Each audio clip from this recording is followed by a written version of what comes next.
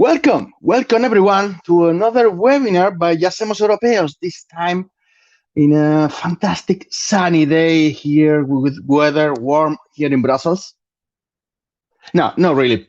It's not warm and it's not sunny at all in Brussels, but still the feeling inside us is like that, sunny and warm because we have 85 graduates.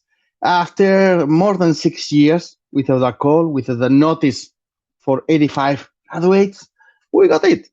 Yuppie! I mean, that is fantastic news. It's been a long wait to get it in our hands, and finally, here it is. So that's why we are organizing this special webinar to assess this new competition, to see what are the interesting facts that, in our view, you should know as candidates, and many other things that we hope you will find useful.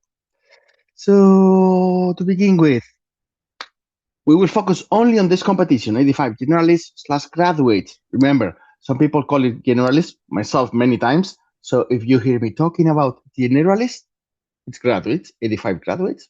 No need to worry, but you are in the right place. Also, we will follow our particular order, and we will talk about the different topics in what we think is the most useful and practical manner. It doesn't say, or it doesn't mean that maybe we are not addressing the topic you're looking for in the moment you were waiting. Fine, but eventually we will do. And if we don't do it, just wait until the end to ask your question. We only ask for that.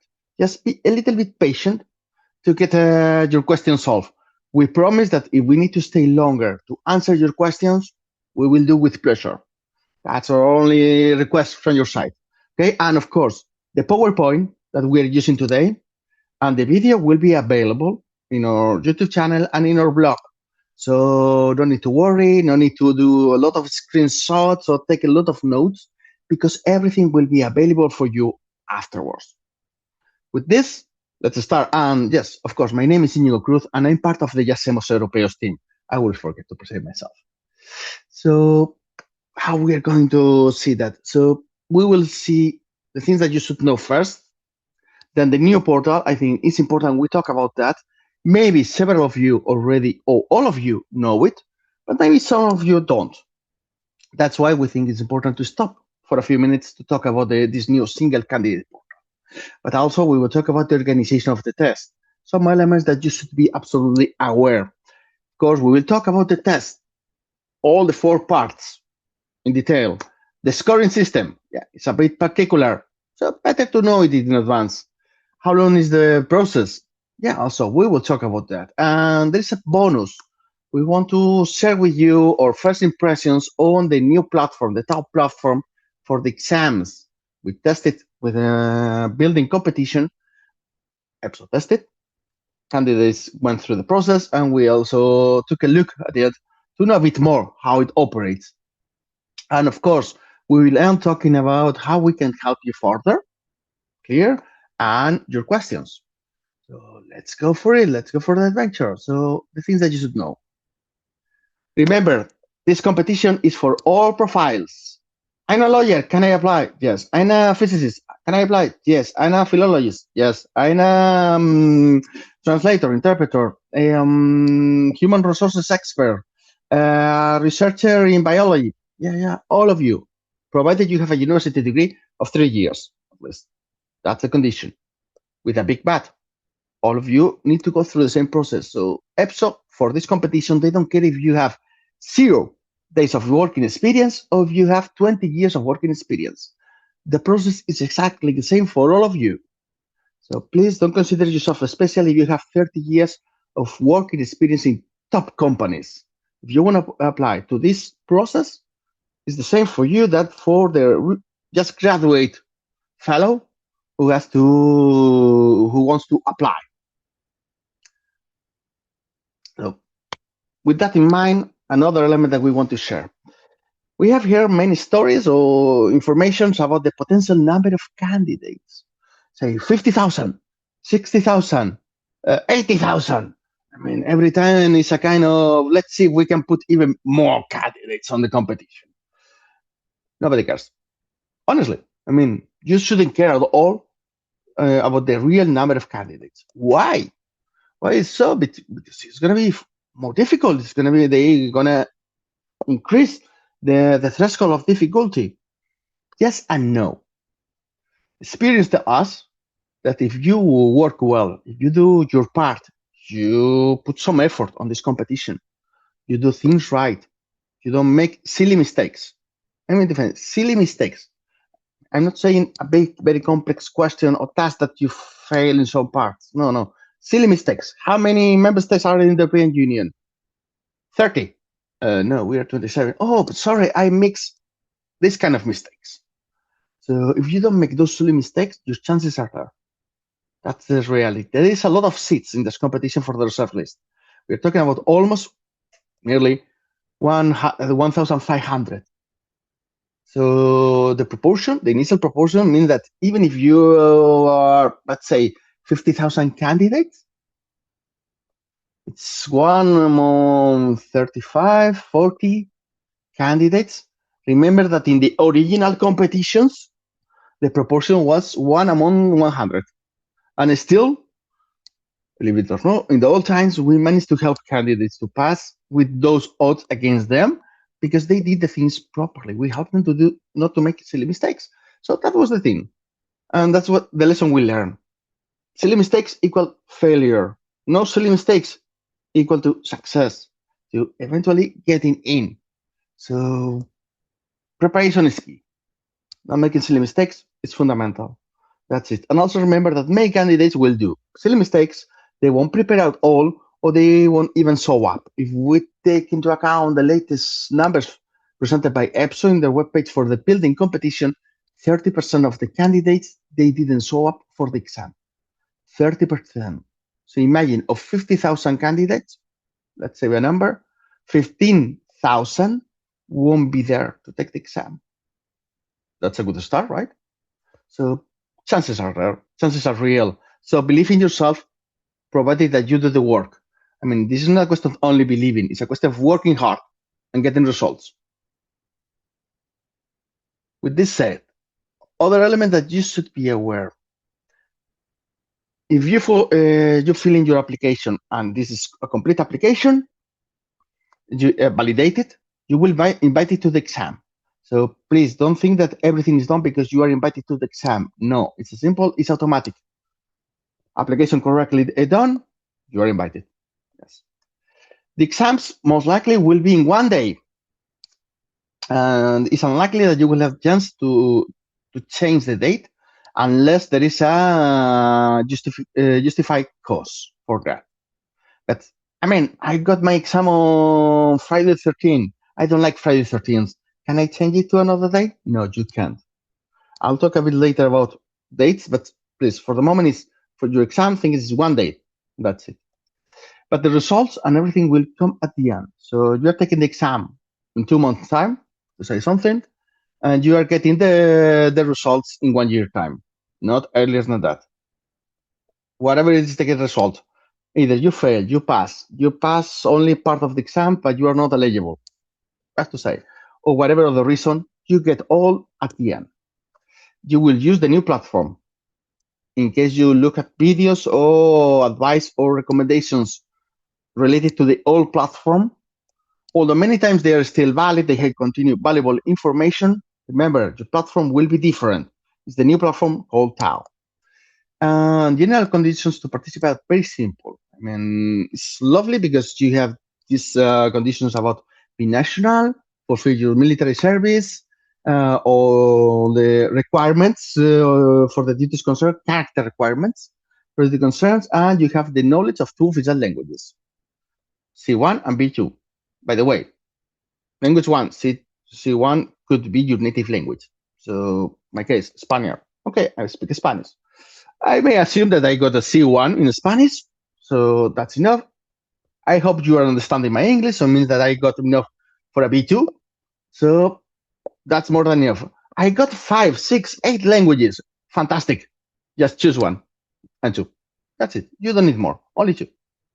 That's all. But how can I choose them? Very simple. Remember, language 1 will be for the reasoning. Which one is language 1? Any of the 24 official languages of the European Union.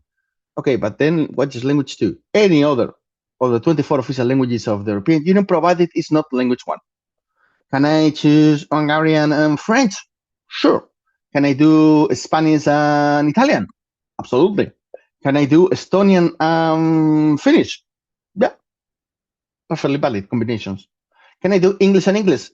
No, that's not a valid combination. That's clear, right? And also it's important to bear that in mind because you see, reasoning, language 1, knowledge, digital, and writing, language 2. So please don't get obsessed with the idea that the writing is about your language knowledge. It's not about showing off how good you write in English, French, Spanish, or in any other language. It's about delivering a communication, delivering some input, and the language is a vehicle. They don't assess the language as it is. They assess the whole overall communication, and that's it. That's one thing. And the best option to know which languages are the best for you as language 1 and language 2 is try to do some mocks. You can use EPSO material in their webpage to see, okay, let's see if I do the reasoning in this language, how it goes. If I do it in this other language, oh, it goes fantastic or it goes awful. So I know for reasoning, I could do both or I need different languages. Same for you knowledge, digital skills, and written tests. I've been working with computers and with digital things all my life in English. So I identify better the terms in English than in my own native language. Maybe think about using English. Oh no, look, I've been working all my life in French. So maybe it's better for you to use French for the language 2 and language 1, any other. You choose, but only through practice you will see which combination is better. Don't think that is by just sitting and thinking, oh, which combination is better, you will get a solution. I mean, well, you may get a solution, but it won't be effective. The more effective approach is by practice, always. Hope this is clear for the languages and the overall setting. Of course, there is one document that absolutely you are supposed to read. It's the notice of competition. I don't know how many of you in this room, in this virtual room today, have read the notice of competition so far. Beyond the initial part, when I mentioned the notice of competition, I mentioned to read the first part, but you see that there are 3 annexes. So you are supposed to read Annex 1 and Annex 2.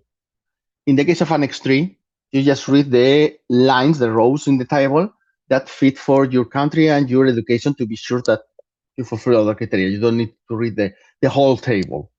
Fine. But this is it. I mean, this is as simple as it is. I mean, it's 20 something pages in total. 15 minutes, 20 minutes to read. And it will save you a lot of time, a lot of doubts, and a lot of questions later. I promise that I would say 80% of the questions that we get, well, if we focus only during the processes and our candidates, 90% of their questions come from the notice of competition. I mean, in the sense that we can answer them from the notice. And it's because they haven't read the notice properly. So if you wanted to have advantage compared to other candidates, read the notice. We are not joking. I mean, read the notice and you will have a strong advantage compared to many other candidates. With that in mind, we need to move on to another aspect that you absolutely need to have in mind. Your new home, your new virtual home, the competitions web. This is the place, and you will fall in love with this place. Absolutely. I know. The economics maybe is not your favorite. Mine neither, with all due respect. I mean, maybe EPSO found it more useful. I'm still struggling to understand it, but maybe it's me that I'm too attached to the old format. We will get used to it eventually because this format came into place 24 hours ago, 48 hours ago. So just with the publication of the competition. It contains useful information, meaning you have the button on the top of the right to apply. We'll see more about the application. Then you just have an indicative planning. I say indicative because they mention the test, then they mention the reserve list, but the upload of documents is before the test. But the upload of documents is scheduled for October this year. Yeah, I mean, it's a bit late. We don't think that the exam will be so late. So that's why it's very likely that the number 3 will go before the number 2. Bear that in mind. Yes. So you don't get surprised, first of all. Second, also because that's been the experience with other competitions. What surprised me was that usually EPSO includes asterisk reference saying this is indicative. Don't take it for value granted. So just be careful with that. Remember that information on the web in general is indicative. Only the information in the notice is legally valid, and the information that you get through your portal, through the portal of candidates, that's officially valid or legally valid binding. On the web, it's only indicative. Of course, you have the key dates marked there, maybe tiny, but visible. And also you have this resources block. I will come back to it later, but that's going to be important in the future. I'm afraid to say that when we were preparing this presentation, almost 1 hour ago, no news on the web. Maybe in the meantime, they have updated. But if that's the case, we will update the video accordingly. So with that in mind, we move now to the new portal, the single candidate portal. You can raise your hand, those of you who haven't tried the single candidate portal yet. It's completely new for you. I'm talking alien for you, or is something that you're familiar with already? Or maybe you were familiar with the old portal, right? Maybe that's the case. So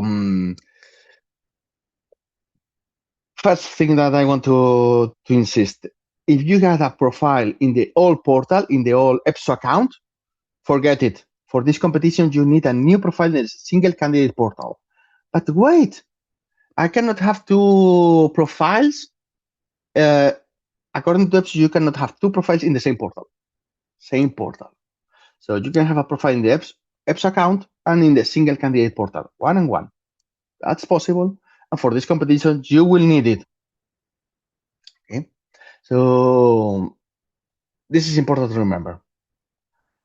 Another important thing is to read the instructions. You see at the bottom, there in tiny, read these instructions. It's very important that you read them. I mean, it will take you no more than 15 minutes from what we have calculated. But the problem is that in the instructions, everything is explained. Not the problem, the solution. So if you don't have a EU login and you say, what the hell? It's an EU login. It's an accreditation system that you need to verify your identity to connect. It's very simple. It's EU protected, and also it's a system, the EU login, that maybe probably many of you already have, because this accreditation system is in place for other EU websites and EU apps and software accessible for the citizens. You just need to accredit your identity. So this EU login is quite common. If you haven't done it yet, easy to do. So you can find on this web all the instructions and everything. Please read them. I mean, you see, we have bring you some screenshots on what it is. Very simple on how to create your EU login.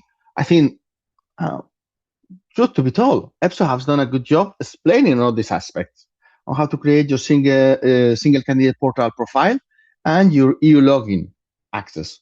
So, guys, I'm not going to stop more on this, but read it. I mean, you see that on the screenshot that this time we wrote it in Spanish even, because it's translated to the 24 official languages. I mean, at least on the languages I can speak, I think it's understandable.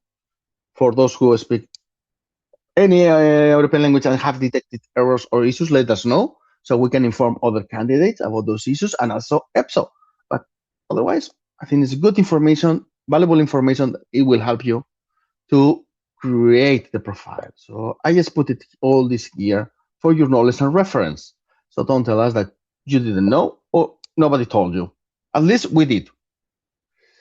Another important thing, and this is now I'm looking to all our fellow Croquetillas candidates who are with us or trying to be with us, but at the same time they are working in the European institutions who are not officers and want to become one.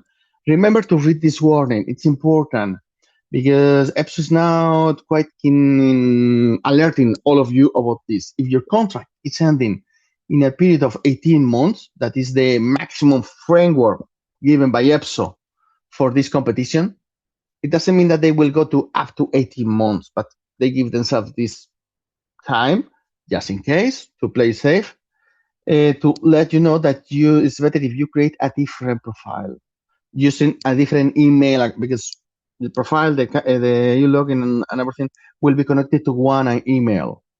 So create a profile with this new email, not institutionally related. If you're not expecting to stay in the institutions with that email for the next 18 months. In a certain moment, your contract will end and you will be out. So you will lose your access to your profile. So that's why it's better now you create your single candidate portal profile with this new email. Okay, this is important because then tragedies come in the sense that people don't realize they use the YouLogan access, professional access from the institutions, and they are in jeopardy. They have a lot of problems to transfer that account into a different email. This is important, please. That's why we insist, because we know you and we want you to be alerted about this. So insisting on the new portal. I said before, I keep insisting. So if you have an account in the old portal, fine, you need a new account. That's perfectly fine. Also, this is important as well, because when we've done the process for you. I mean, to know what you can expect. One thing that surprised us positively, is that you get this warning on the EPSO webpage that you need to fill in before applying to the competition some data in your general profile, meaning your ID, your education should be uploaded in your profile. Why? Because this information will go later to your application. And that's the beauty of the single candidate portal. While in the old model, every time you have to fill in all the aspects, all the fields. Now it's not anymore the case. Now you have all the information in your profile and you just import it and you copy paste. Well, the system copy paste it into your profile automatically when you are creating your application. That's why you get this warning if you haven't done it yet. If you don't have the information, you will get this warning saying, please put first the information, and then we will allow you to open the application and apply. Why is so? Because with this information, with your ID, with your language levels and your education, that's enough to apply for this competition. You don't have to put any reference to your professional experience. It's up to you. Okay? Up to you, but you don't have to. So you will open your application and you will have to fill in your profile, your CV and all these elements. They will be moved forward, imported to your application, although you will have to click individually for this application on the AD5 graduates competition, all these boxes that you fulfill all the criteria. That's must on each profile, on each competition, on each application for each competition. So that should be fine. At the bottom, you always have all the elements that are missing that you still have to fill in. So you get a lot of warnings on what could be missing. And in fact, if the system detects that something is missing in your application, it won't allow you to submit your application. That's one thing. The second thing is that you can choose the language to fill in your application. Choose whatever you want between the 24 official languages, with one caveat, please. I would say be consistent. If you fill in part in English, keep the rest in English. Don't mix languages. That's one thing. And second, it doesn't matter in which language you choose, especially for this competition. The education should be relatively clear, no matter the language, because also you will present the documents to support your application, and that should be self-evident in the 24 official languages. That's not a problem. Insist, no need for your working experience, but if you put your working experience in this application, don't forget that you need to introduce the supporting documents for that experience, because if you don't do it, you may feel disqualified. You may be disqualified of the competition. This is a rule in the notice that everything that is set in your application needs to be supported by documents. Not doing so, you can be disqualified. This is a must. About that documentation that you need to present, quite easy. A copy of your diploma.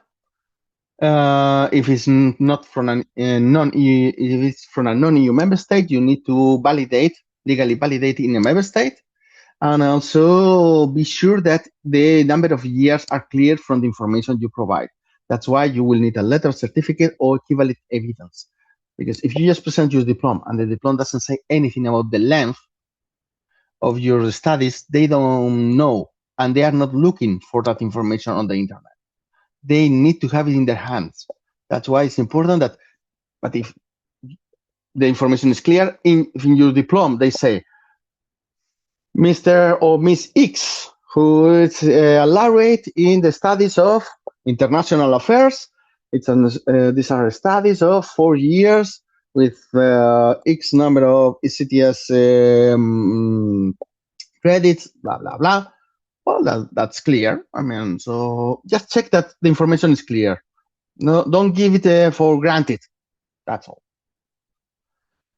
In the case you decide to go for the experience, remember to put all the information. I mean, if you go for it, just fill in. Maybe some of you who already have a profile in the single candidate portal, you have the information already included there. Just check that everything is complete and you have the documents. Okay? Remember that also later you will have also the opportunity to link. Usually it's a clip that appear on the top right of the screen to attach the documents, the different documents to support evidence, to provide evidence. Also, the notice is clear on the type of evidence you can provide for this work experience. I'm not going to stop here because I think it's quite clear and not so necessary for your competition. And of course,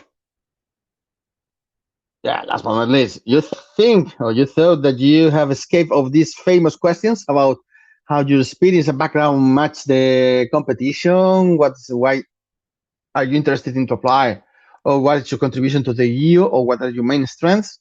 No, they're still there. These are probably the most classic part of any application to an EPSO competition. They've been there for literally decades and still there. And they matter. And it's good that now at least they say it clearly in the structure of your application. And also, this part needs to be filled in for each specific competition. It's not something that you can import from your profile, from your general profile. I mean, guys, it's not so difficult. It's always good to think about it, to reflect. It will take some minutes, I think, but it's always a good exercise to put your ideas in order, to know why are you doing this, how do you match what the expectations of the institutions, what do you want. These things, so they are valid questions, and the members of the board can take a good look at it to know you better, to understand you better. So it eventually may count. So count in that sense, in a qualitative approach, never quantitative. This is not a score, and this is you don't get any marks because of this. But what happened if I got problems? So what if I want to ask EPSO something? Remember that in the candidate portal, you also have this opportunity to send your question. You can ask for a withdrawal from the competition, or also you need more info on how to upload the documents. It's there as well. What happens if I cannot create my profile in the single candidate portal? I want to contact EPSO. I cannot use this. Absolutely. Remember that the form in the EPSO webpage is still valid. I think I haven't included the link yet here, but in the PowerPoint version we will circulate, we will include the other link as well, so you have it as a reference. So as a recap for your application, don't forget. And we are saying this very seriously because others did. This is no joke. This is not based on an invention. This is based on experience. We don't want this happen to all of you. Please, do I have to beg? Remember, you can edit your application until the day of submission and of period of application. You can reopen it and edit, but you will have to close and resubmit again. But the submission of the application will be only formalized the moment the period to submit your application ends. That is the 10th of March. Check the status of your application should be confirmed by the deadline. So my suggestion is that you submit your application a few days earlier than the deadline, but the day before, just check that the status is still submitted and everything goes fine. It wouldn't be the first time that candidates didn't submit, they thought they did, or something went wrong in IT.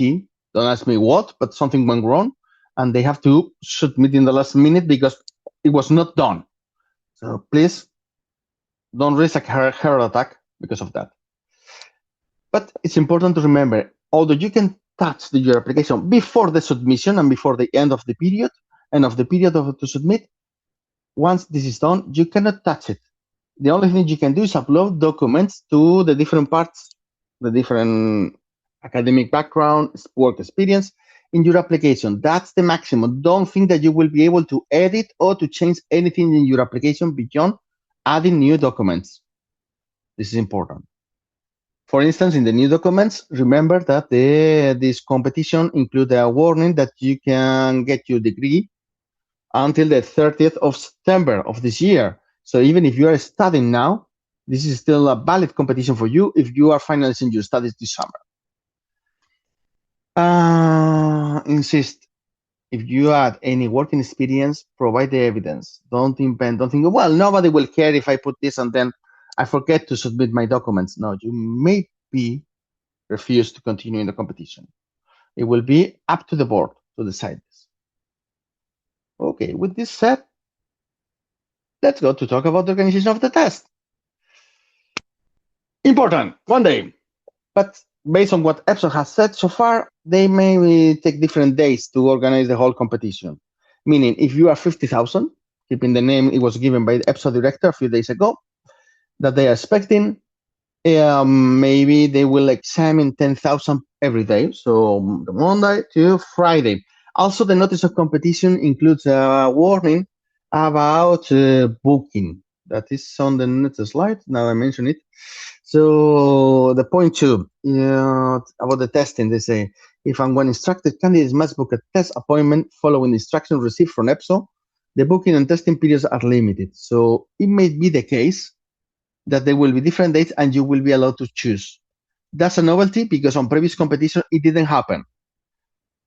We cannot grant it, but this possibility exists in the notice.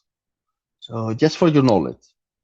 Don't be surprised if finally it's not the case, but also don't be surprised if finally EPSO decide that they select blocks of 10,000 candidates and you're giving one day after another and you cannot choose. Both options are open according to the notice. With that in mind, the day of the exam, in total, you have 175 or more, almost 3 hours of exams if you combine the reasoning, the digital skills, the new knowledge, and the writing. With that in mind, EPSO already mentioned that the order of the exam may differ. That's why I decided to change it in the slide. It was on purpose to show you that EPSO could decide a different order. There will be breaks between exams. Which breaks? We don't know. It could be the case that they decide to do the digital and new knowledge together.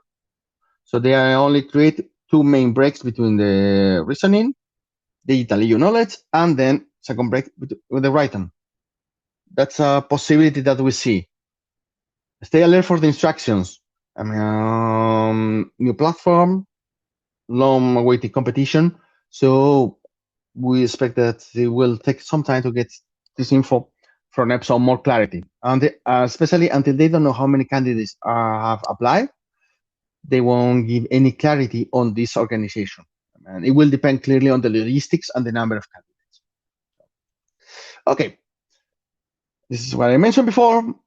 But now you are wondering, okay, but what about the test? I want to know more about the test. Tell me more. Tell me more. Good? Let's go for it. You deserve it. You know it. Verbal reasoning, a classic. It's not anymore a classic, but now it's become pillar of your evaluation because it's going to have a heavy weight in your results. Yes. We know it. So for verbal, what can we say about it?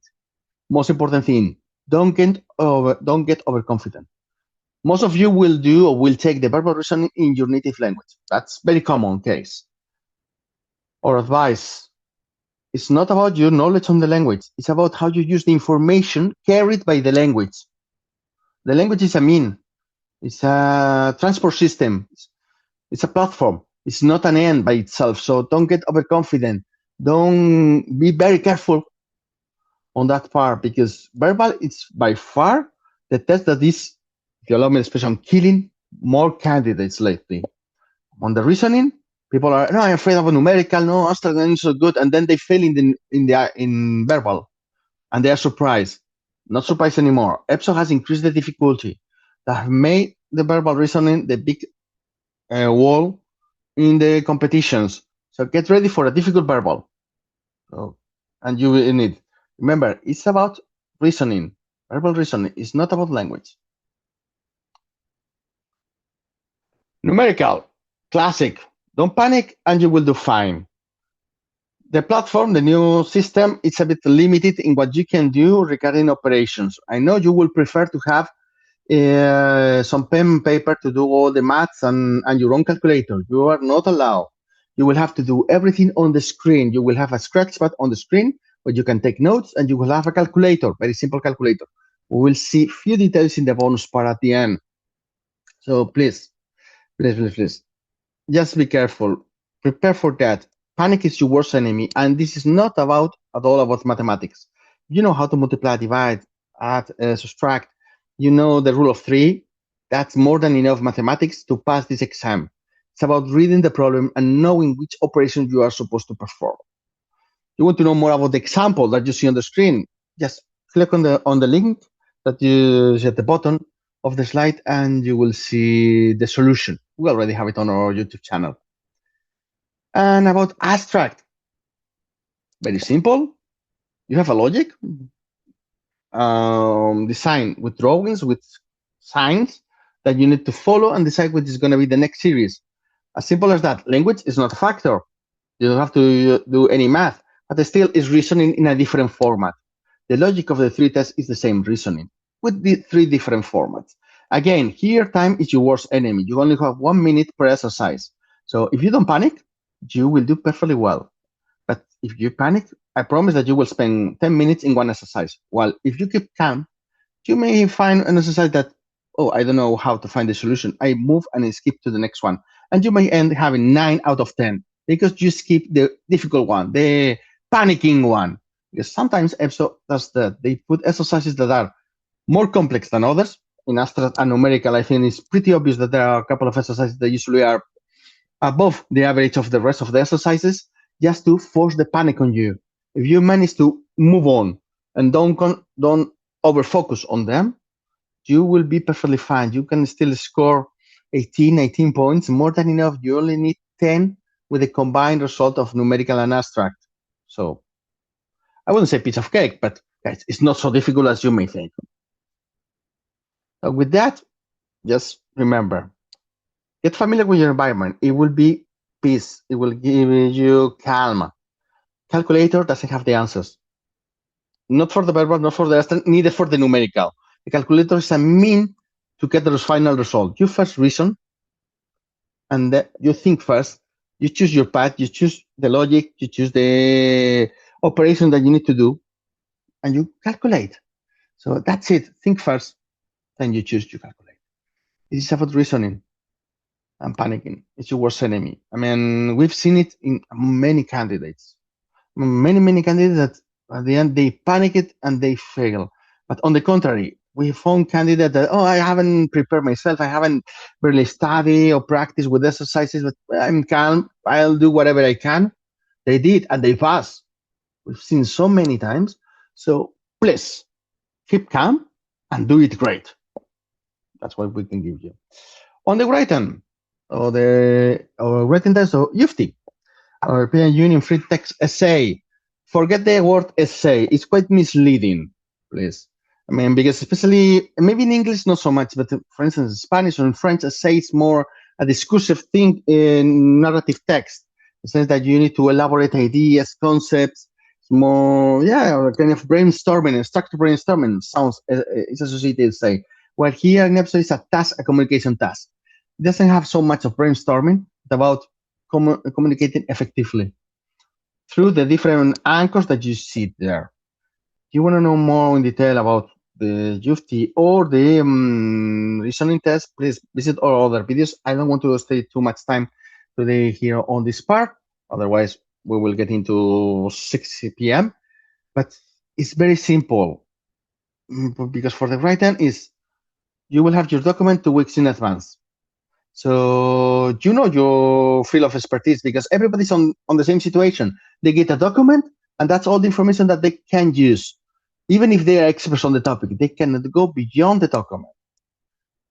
You will have to take your time to practice and create some mock-ups, some schemes, some preparations for the writing. Because if you don't work on the document before the exam, in 40 minutes, you won't have time. Even if you have access to the document during the exam, it's not enough. 40 minutes is only for writing, for typing. So that's why it's so important that you practice before it. And insist, no, you don't need previous knowledge on the European institutions. If you are working in the European institutions, fantastic. I mean, that's great. But for this test, it's not such a big advantage because one single document is same for all, no previous knowledge, and the structure that will require is something, a logical structure, a dynamic logical flow of ideas from the top to the bottom. That's it. But they ask sometimes briefings. Yes, but briefings in the sense of information, structured information. The structure of the briefing that you know that you use in your service is not necessarily the same that they use in other services. I bet that the briefings in the commission are completely different with those in the council or those in the parliament, for instance. So it's not about the structure of one institution. It's about a logic, a simple discursive speech, content, written, that goes from the top to the bottom, so the reader can understand what you have written. And that is important. The reader, the evaluator, need to see your point. If it's not in the writing, if it's not on the text, it's not taken into account.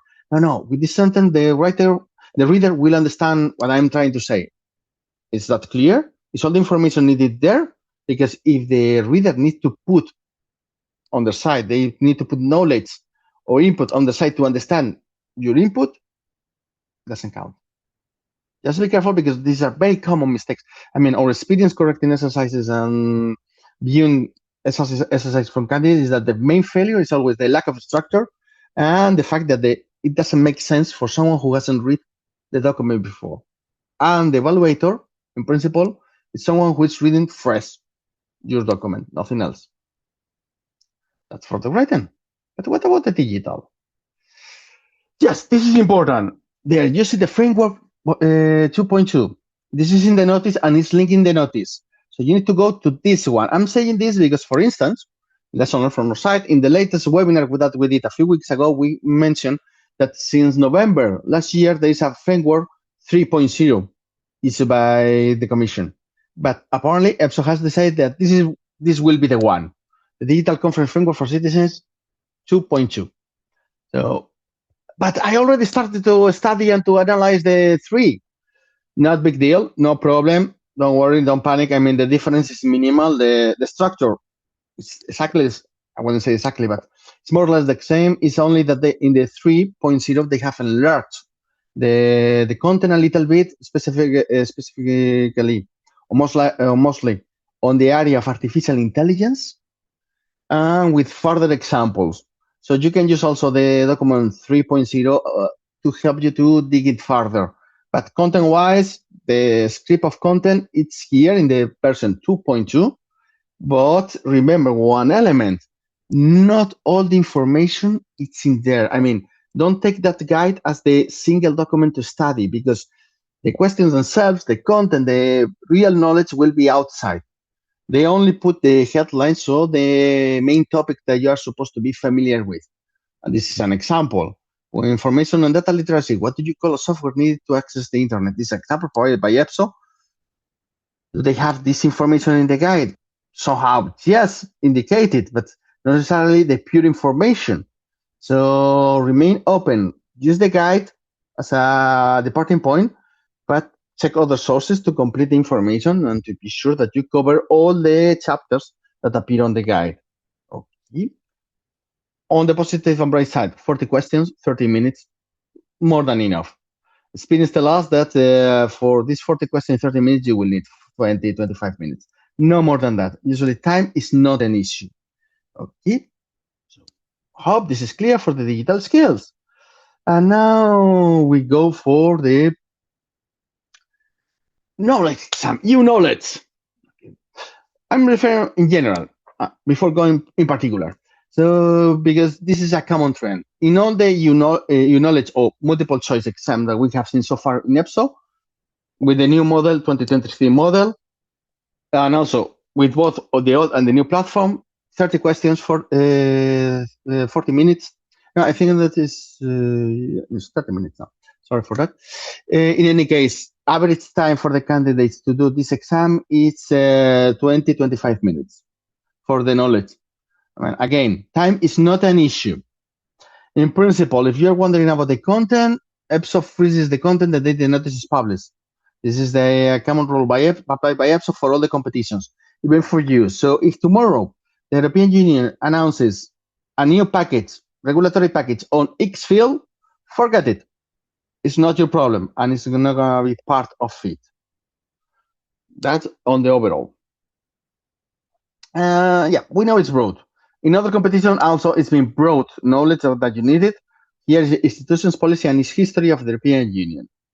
But what can you tell me more concretely? Because yeah, we know all this. Tell me the good stuff, the content. Okay, maybe some of you were present or watched our previous webinar where we were discussing the sources shared by EPSO on their webpage. The funny thing is that yesterday they updated the content on this. So you see the screenshot on the left, forget it. It's not anymore valid. So that's why we put the cross on it. Sorry, not valid anymore. Fine, that's life. We will adapt you on that part. How? What? Important. You watch that video. That video is the video that appeared in the web page for the competition, for this competition, AD5 graduates, provided by EPSO. They say a very interesting thing.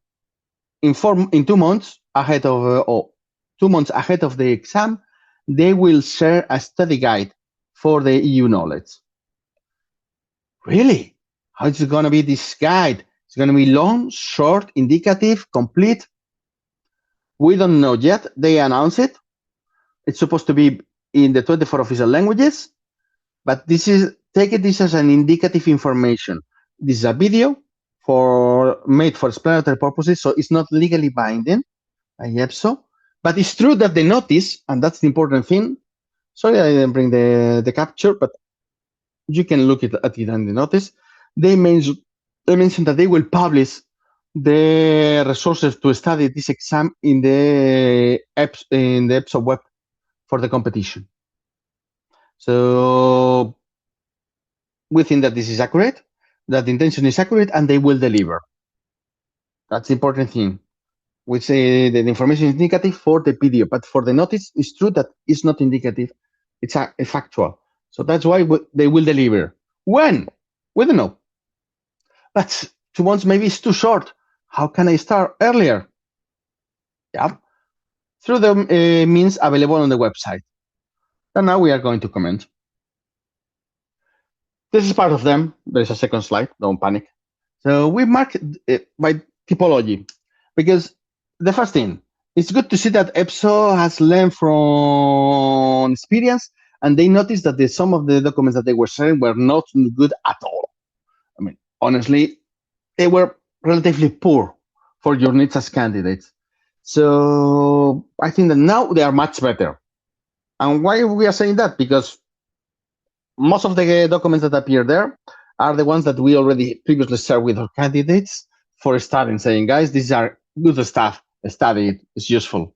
So good that EPSO is, I will say, copy us. Take with it a pinch of salt. I'm joking. But I mean, we're aligned. I mean, those are the documents to study. Still, there are some caveats. There is a lot of overlaps. When you're studying documents that summarize the policies, you will see that documents that repeat again the same reference to the policies, minor changes, depends on the time when the document was drafted, and so on. So bear that in mind when reading about them. If you take the Statement of the Union from last year, it will be slightly different, the information contained there, compared to the document on its left, that is a summary published in January. So those differences are logic. So don't try to study just from the documents. Try to elaborate your own big document with containing all this valuable information. So you clean the overlaps, You create straight lines, straight connections between all the different aspects. Of all these documents, I think that the less useful is the short guide to the EU. It's the most repetitive and contains less insight. I think the others are, in general, quite useful and interesting. And also the one on the history of the council provides a quite nice view of the history of the council. Although, if you want to know more about the institutions, there is a great summary document called the Treaty of the European Union and the Treaty of Functioning of the European Union. Everything about the institutions is there, about how they operate, how is the president or the chair elected, their powers, what they can do, what they cannot do. Everything is in the treaties. So the documents touching the institutions provided by EPSO, they can give you some extra numbers about how many people are working in the institution or how many sentences have produced or verdicts have produced the Court of Justice. Yes, those figures appear on those documents, but content-wise, the treaties are the must and are the basic reference, and they're never quoted by EPSO, but I think that they are good reference anyway. On a complementary note, then we got the ABC of the EU law, one of the most classic documents ever that is connected somehow to the 70 years of EU law, because the 70 years of EU law, personal opinion, is a kind of expanded edition of the ABC of EU law. The ABC of EU law is a very nice starting point. It connects the treaties and the policies, so it gives you a perfect overview. And then the 70 years, it goes deeper on the subject. Quite deep. It's almost 500 pages document. So takes time, but also it gives you an excellent overview of many topics. And if you add on top of these 70 years, the previous documents we saw over the summaries of the last few years, couple of years, then you got a quite updated overview on policies, the connection with the treaties and the institutions. And last but not least, the European pioneers, the founding fathers and mothers of the European Union and the European project. I think it's a must to study. Truth to be told, I always use the web, not the document, but this is the same info. So a nice one. I like the history, and I like that history. It's always quite inspirational. So take a nice look to that. But now, a small warning. There are links on top of those books, documents I refer to, because if you go to the web, you will see there are some links there. The part of history, fine. I mean, it's quite spread. But what worries me is the other part, the policy part. Sources of information, summaries of EU legislation. I mean, if you go to those links, you go to this. You click, and you go to summaries, and we capture only the first row, but in total there are 32 boxes of policy. And every time you click a box, you go to something like in the bottom left of your screen now, agriculture, and you get a long list of links that they go again to another list of links or pages explaining the policy, concrete aspect of the policy. So if you spread all that, that is infinite. That it's impossible to read and to study.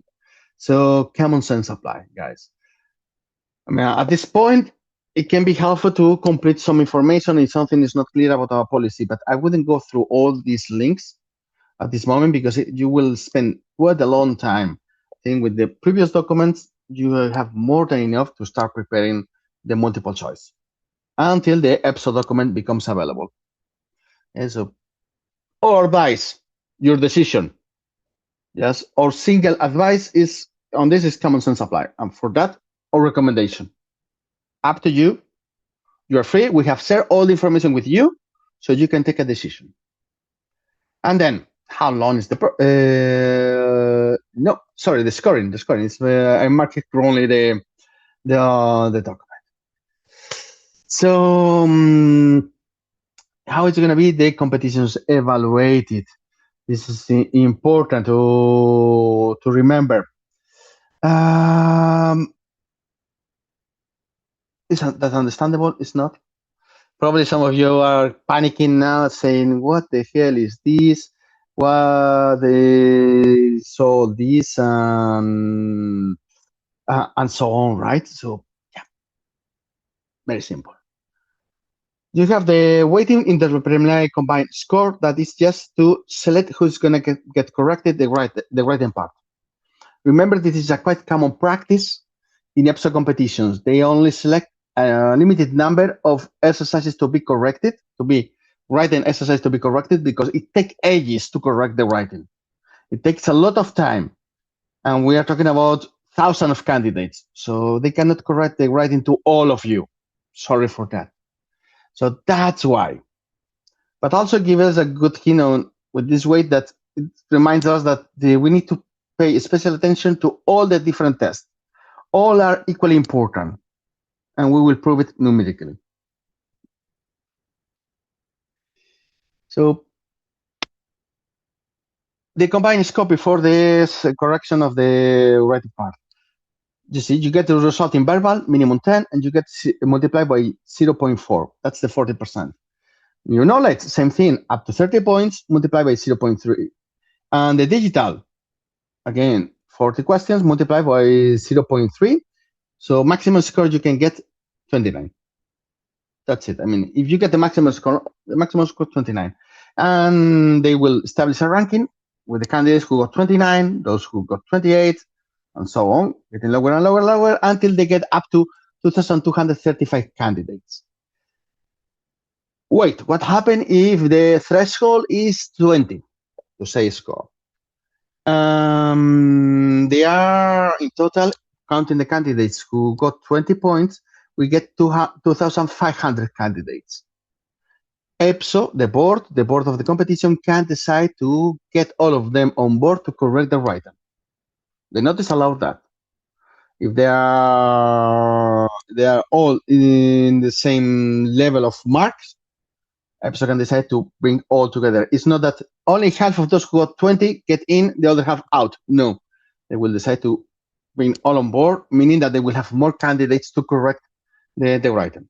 And after that, those who have passed the writing, they will get a score, all the tests, in the sense that you keep your points, but instead the multiplication factor is different because we go to the right part of the table. So we multiply by 0.35 for verbal, 0.25 for new knowledge and digital, and for the writing it will be 0.15. So in total, 28 points. And from there, they will select the top 1,490 candidates. Also, remember, they will check eligibility in parallel. So imagine you haven't submitted your studies diploma. You will be disqualified. But I got maximum score. Yeah, but no degree, no diploma. Out. Simple as that. So 1,490. But what happens if, again, if the final threshold is in 21, and there are more candidates, the total number of candidates who have passed goes above or beyond the 1,490. No problem. EPSO again can decide to put those candidates on the list, or the contrary. EPSO could decide to go to the higher point, and they don't count the last threshold and introduce less number of candidates than 1,490 candidates. It's up to EPSO to decide on that part. Truth to be told, so far, when there be same score at the bottom, usually all the candidates get in and the list is bigger than initially announced. So relax on that part. Just take care of yourselves to get into the list, and that's it. So, and if we do some math, that's it, how we did it on their points. And sorry for the change in the numbers. I will correct it in the version we will upload. That's the point of doing all with latest informations. So in any case, the important thing, the passing marks, because you will ask what is going to be the final threshold. Provided the final threshold is above the minimum threshold to pass, it will depend on the number of candidates and the difficulty of the exam. If it's a very difficult exam, threshold will be low. As simple as that. And if the number of candidates is lower than expected, I promise you that the threshold will be lower. But if the number of candidates is higher, of course, threshold will be higher. But in any case, your chances to be there will depend on not failing the easy ones, because those are the easy questions that nobody fails, the ones that everybody scores. If you underscore there, You cannot do anything. While for the difficult questions, it's always a more distributed results. Simple, but we need to work to get it. And now, how long is the process? And yes, when is the exam going to take place? That's another classic that you have.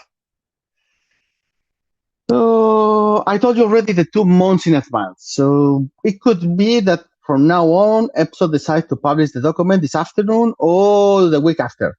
So from that moment, you can count 2 months. Until then, we work under the assumption that EPSO will try to go for April as the main date. And for the exact date of the exam, should be clear when the document for the writing becomes public, because the average awarding period with the writing is 2 weeks.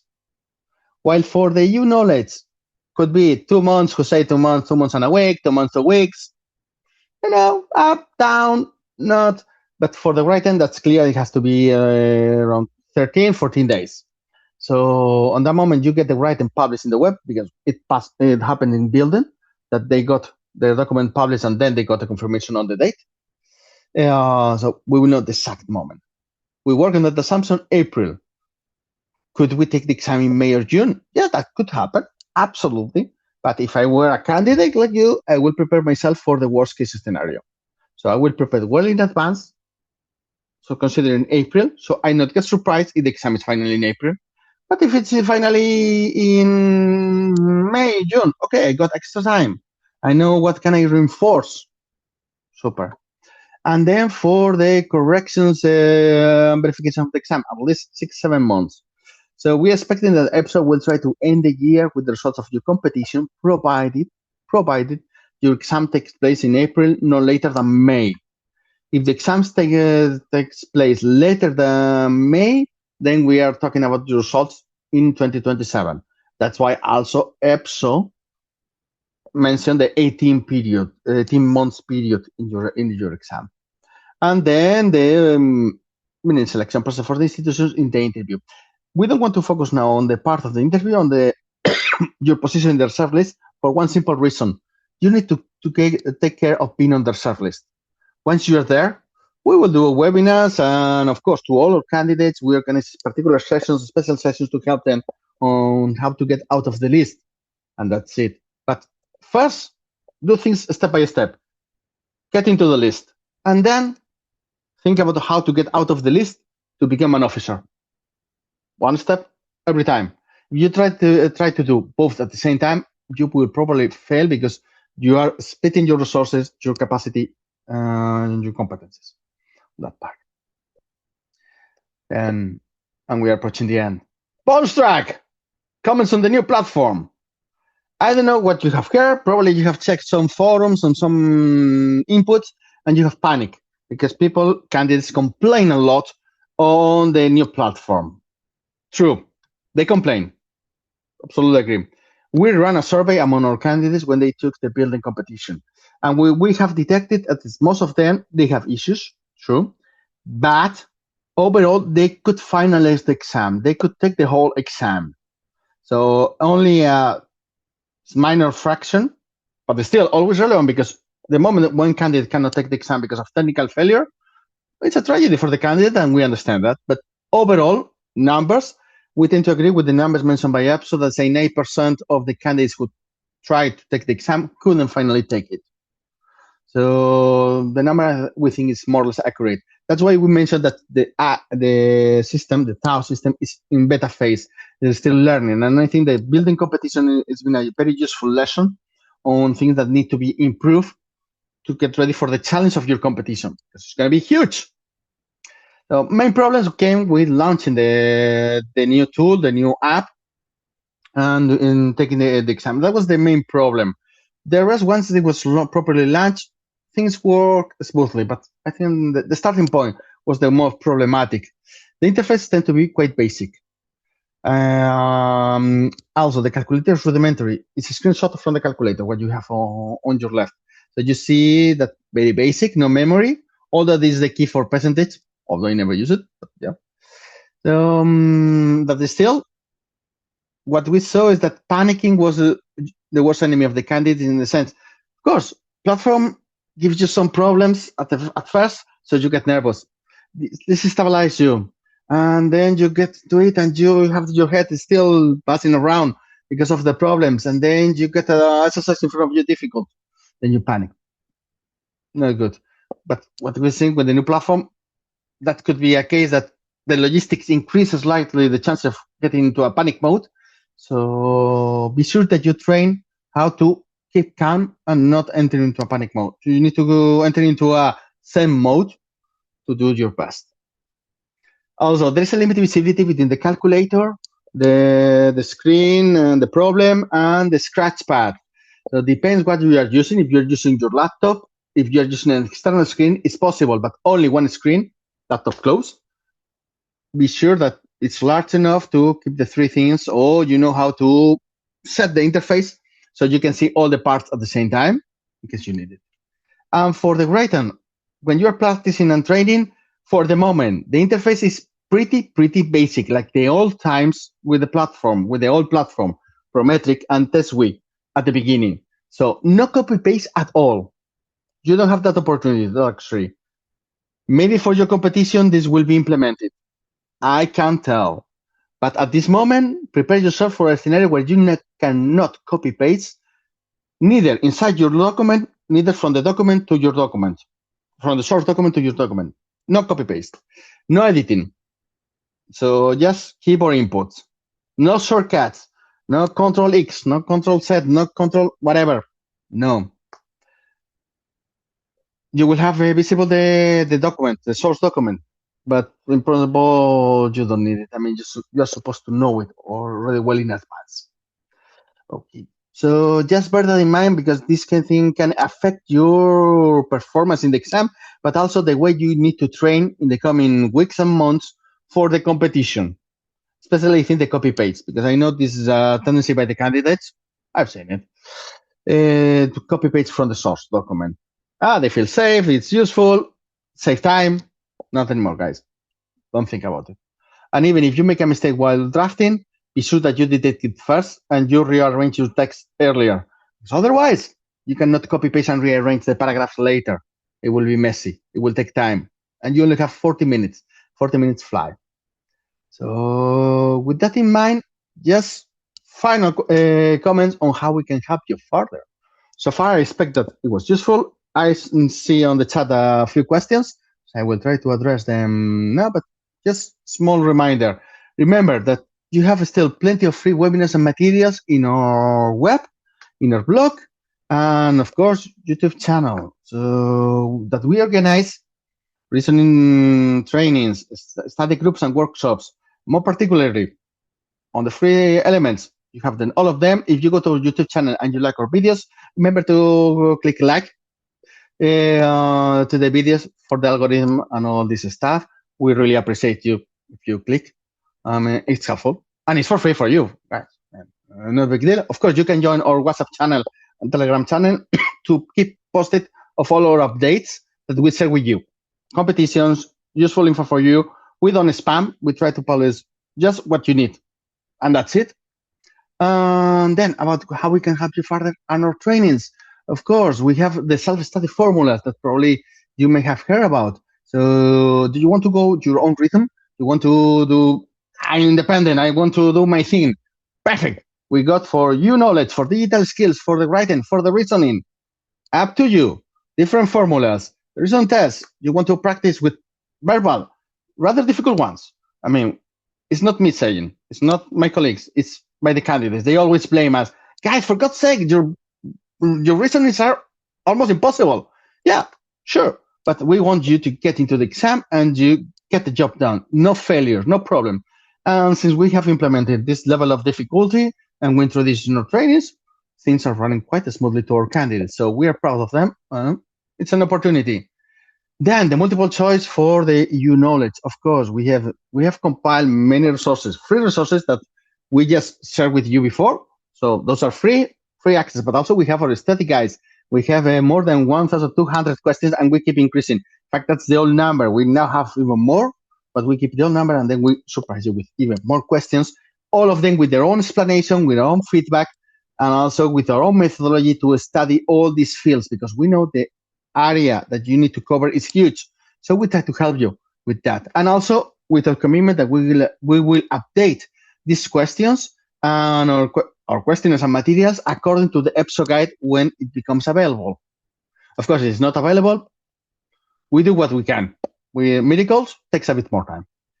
And then, of course, there's a version in English and also in Spanish, because there are video explanations with all the policies and with all the content that we have there. So if you're going to have fun listening to us talking about many policies, many content, institutions, history, and other aspects, you have plenty of it on the trainings. On digital skills, of course, we did it. I mean, you have it there. We have been using always, all this time, the reference of the Digital Skills Guide 2.2. I mean, in fact, we have the problem that during the Christmas, we have to update the guides to the version 3.0, because we saw it. We keep updating all the materials and so on. Now it's there. We are back to the old one. No problem. Nothing changed. All the useful stuff remains. That's for you.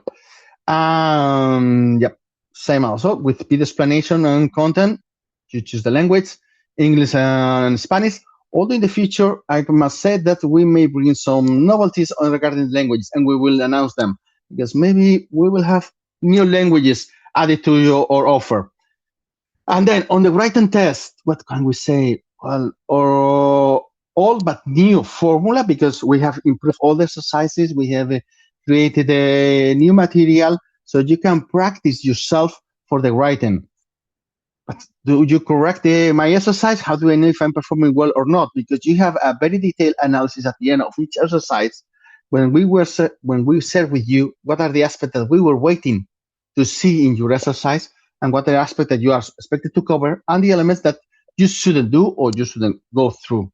Why do you do so? Because that will allow you to understand where your strength, your weakness, the elements that you perform right, and the elements that you perform wrong in the exercise. So it will give you the tools for the writing. Because if you just get just a score, so good, so nice. But the interesting thing is that you know where you're failing and when you're on the areas where you are doing right.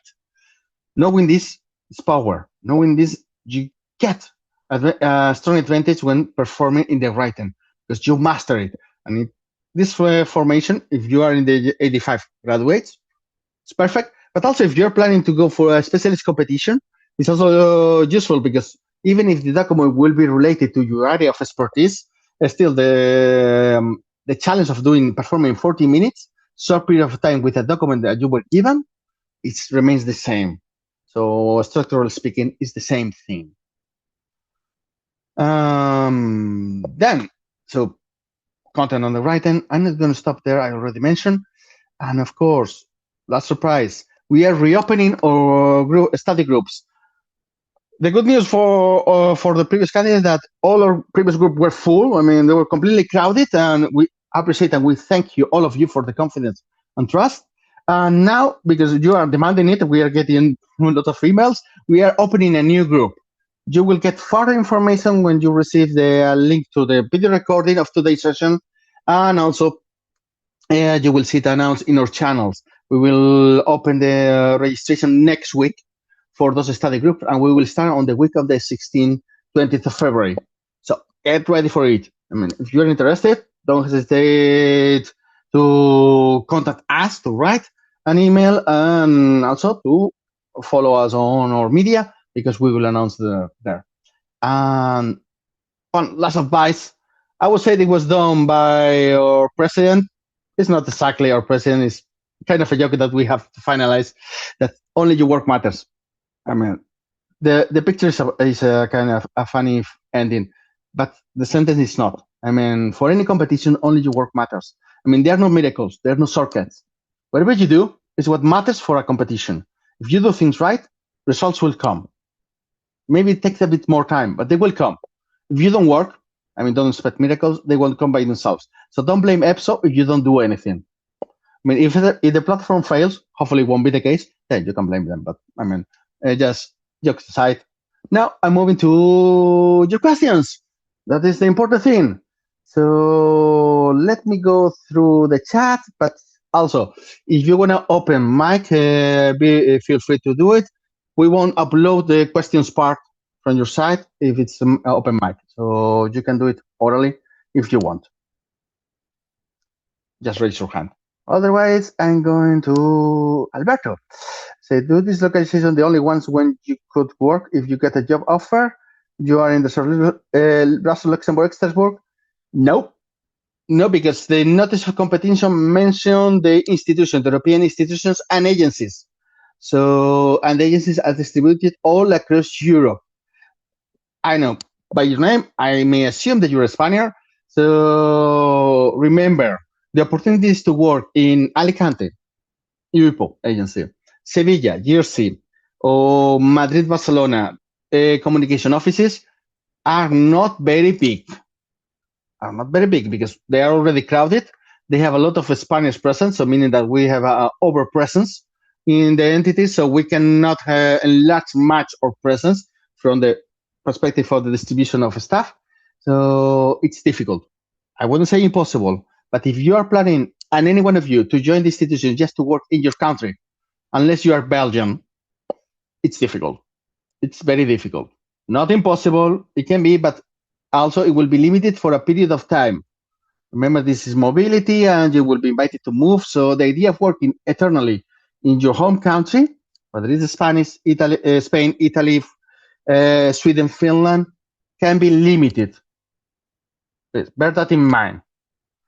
Of course, as Belgium, Brussels is the place where most officials, more EU staff is working, is the most likely place to begin with your career. Okay, what do you mean when you say you cannot edit the written test? You cannot change what you already written? No, you cannot copy paste your written test. You can edit, but you cannot copy paste. Sorry if I said edit.